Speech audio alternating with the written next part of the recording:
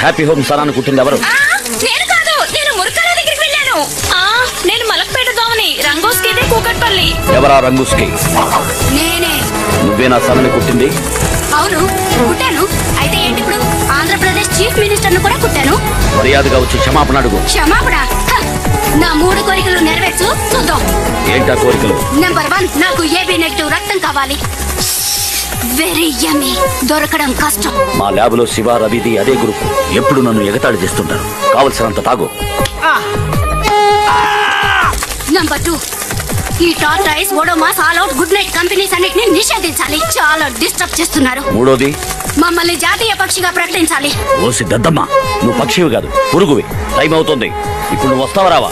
కుదరదు. ఇప్పుడు నువ్వు రాలేదు, మీ అందరినీ అంతం చేస్తాను. ఎవరు మా ఏరియాకి వచ్చి మమ్మల్ని అంతం చేస్తాను పిలుస్తున్నాడు.